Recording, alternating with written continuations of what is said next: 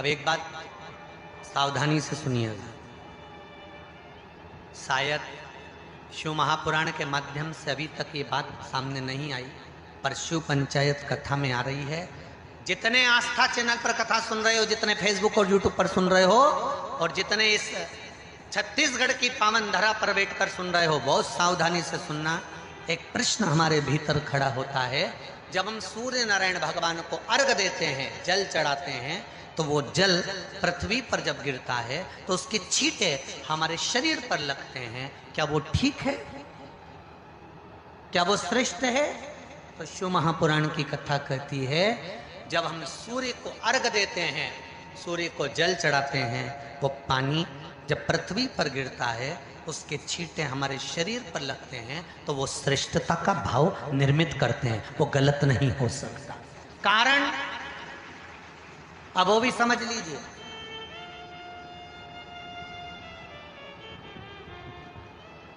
अब सूर्य नारायण भगवान को आप जल चढ़ा रहे हो तो छींटे नहीं लगे, उसके लिए क्या स्टूल पे चढ़ के चढ़ाओगे कि कुर्सी पे चढ़ के चढ़ाओगे? अरे बोलो तो सही। अब कई लोगों के दिमाग में यह बात भरा गई कि हम भगवान को जल चढ़ाते हैं, वो हमारे शरीर में छींटे लगते हैं, जमीन पे से पानी गिरता है, वो हमारे शरीर को छींटे लगते हैं, भगवान को अच्छा नहीं लगता होगा। कौन ने कहा? पहले तो उसको पकड़ के लड़ो।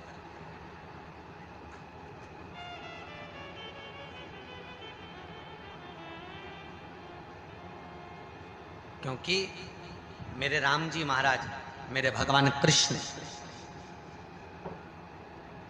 बड़े बड़े संत, साधु, सन्यासी, तपस्वी, साधक, उपासक जितने भी हुए, जिन्होंने सूर्य की आराधना करी, इन्होंने टेबल पे चढ़कर या कुर्सी पे चढ़कर जल नहीं चढ़ाया, इन्होंने पृथ्वी पर खड़े होकर ही, क्योंकि पृथ्वी तत्व के देव हैं शिव।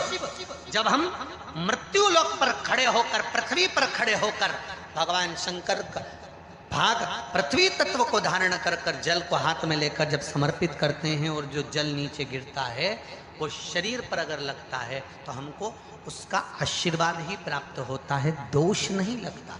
पर लोगों ने इसको विपरीत कर दिया। कि कौन ने विपरीत करा? कई लोगों ने इसको विपरीत कर दिया। कौन ने विपरीत करा? तो जो दूसरे धर्म के लोग होते हैं, जिनको हिंदू धर्म से नफरत होती है और जो हिंदू धर्म की पूजन, सेवा, अर्चना को समाप्त करना चाहते हैं, वो धीरे धीरे धीरे धीरे कहने लगे कि सूर्य को जल चढ़ाओगे तो शरीर में लगेगा, शरीर में लगेगा तो दोष लगेगा। इसको कह कहकर घर घर में सूर्य को जल चढ़ाना लोगों ने बंद कर दिया कि आप जल चढ़ाएंगे तो दोष लगेगा, शरीर पे छींटा लगेगा, शरीर को ऐसा लगेगा। ये दोष नहीं है। कितनी सुंदर बात है महाराज। सूर्य नारायण भगवान को जब जल चढ़ाया जाता है, हाथ सिर से 8 इंच की दूरी पर होना चाहिए।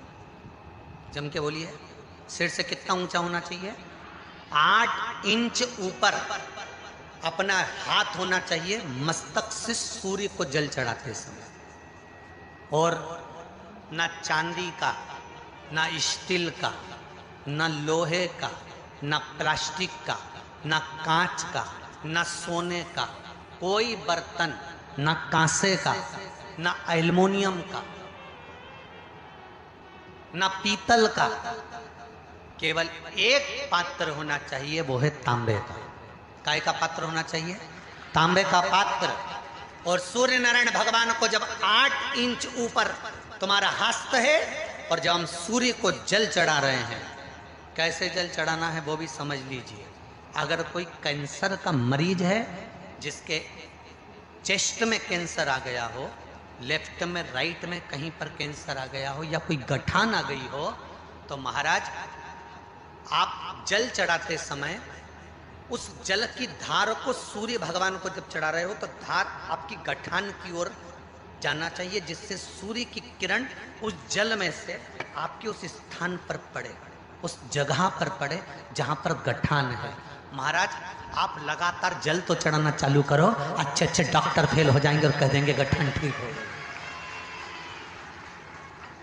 आपका लीवर और किडनी गड़बड़ कर रहा है, आप प्रतिदिन, आपका स्वास्थ्य गड़बड़ रहता है, आप प्रतिदिन ये ज्योतिष शास्त्र के अंतर्गत, रत्न शास्त्र के अंतर्गत ये रत्न शास्त्र, ज्योतिष शास्त्र, रंग शास्त्र जो हमारे यहाँ है, रंगों के हिसाब से ये जितने रत्न होते हैं, माणिक हुआ, मोती हुआ, नीलम हुआ, मूंगा हुआ, पुखराज हुआ, ये क्यों कहते हैं ये पीला है, ये सफेद है, ये नीला है, ये लाल है, इसको शरीर में क्यों पहनाते हैं? उसका कारण होता है कि जब शरीर में पहनते हैं, सूर्य की किरण उसमें पड़ती है, हमारे शरीर पर वो कलर का इफेक्ट पड़ता है, उस कलर को शरीर पर लगता है, और शरीर पर लगता है तो हमारा शरीर धीरे धीरे, हमारी जो इंद्रियां हैं वो सही होने लगती हैं, काम सही होने लगता है। तो आप कहते हो ना साहब, मैं कौन सा नक पहनूं, मैं कौन सा मोती पहनूं, मैं कौन सा पुखराज पहनूं, मैं कौन सा नीलम पहनूं, वो ज्योतिष शास्त्र के अंतर्गत, रत्न शास्त्र के अंतर्गत जितने रत्न हम पहनते हैं, ये केवल उस किरण के लिए ही तो पहनते हैं कि जो सूर्य की किरण मिले, उस किरण का प्रभाव हमारे शरीर पर पड़े।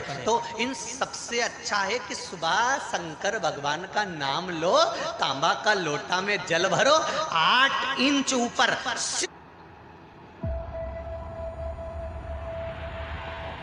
It all started from here.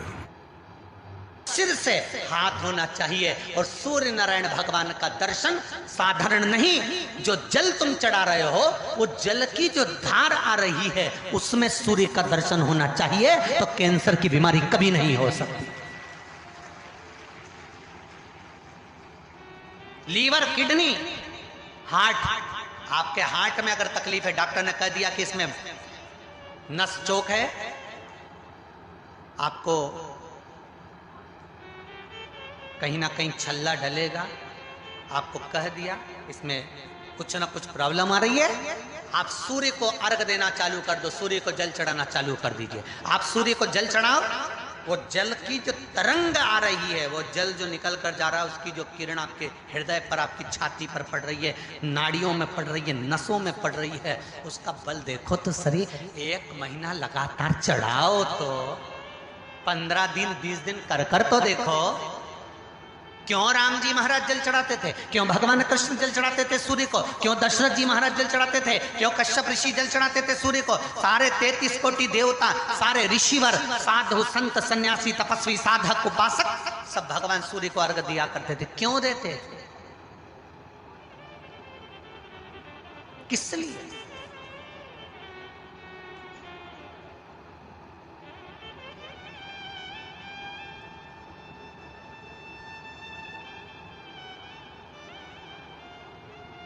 Surya Narayan भगवान को जल चढ़ाते समय आपके पंजों की एड़ी ऊंची नहीं होना चाहिए, ध्यान दीजिएगा। आपका पंजा पांव का पूरा की पूरा जमा होना चाहिए भूमि पर। हाथ कितने इंच ऊपर? 8 इंच ऊपर होना चाहिए।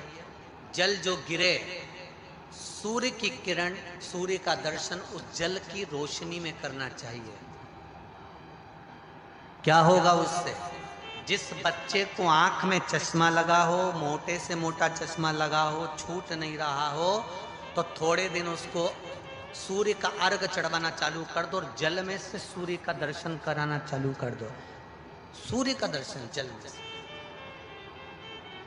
2 महीना 2.5 महीना बहुत है, आंख की रोशनी बढ़ जाएगी, चश्मा हट जाएगा। आप कर देखिए।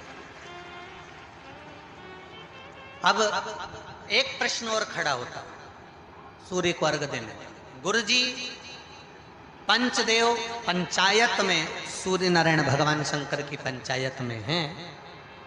सूर्य नारायण को हम फ्लैट में रहते हैं, हम फ्लैट के अंदर रहते हैं, तो हम फ्लैट में रहते हैं, हमारे यहाँ अगर छज्जा नहीं है, हमारे यहाँ जगह नहीं है, तो हम सूर्य को अर्घ कैसे दें? तो महाराज खिड़की तो होगी, अगर घर में फ्लैट में पानी ढुलेगा और आप लोग नहीं समेट सकते तो एक बाल्टी रख लो, एक पात्र रख लो, पर सूर्य नारायण भगवान को अर्घ देकर रोशनी शरीर पर पड़ना चाहिए। जिंदगी में कभी कोई बड़ी बीमारी नहीं आ सकती।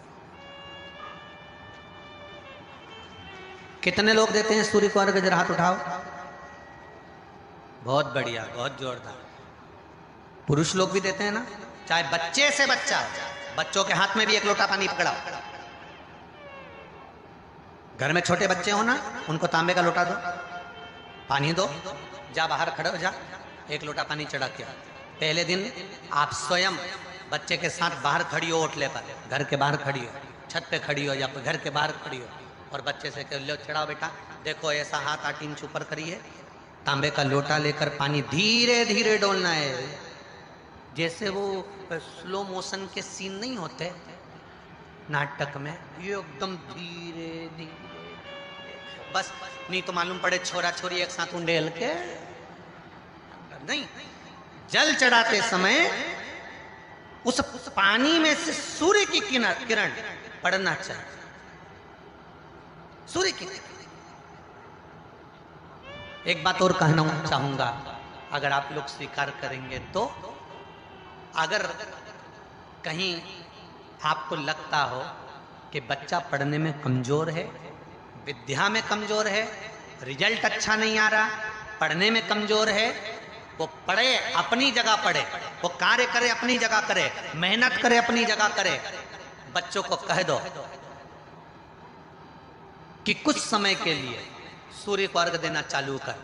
सूर्य की किरण जहां पर ब्राह्मण या हिंदू धर्म का व्यक्ति मस्तक पर तिलक लगाता है, भुकुटियों के बीच में उस सूर्य की किरण इस भुकुटी के बीच पड़ना चाहिए, परंतु पानी कम से कम ना करते हुए स्लो मोशन में धीरे धीरे गिरना चाहिए, एकदम धीरे धीरे। तो यहाँ एक रेखा सूर्य की किरण से पड़ती है।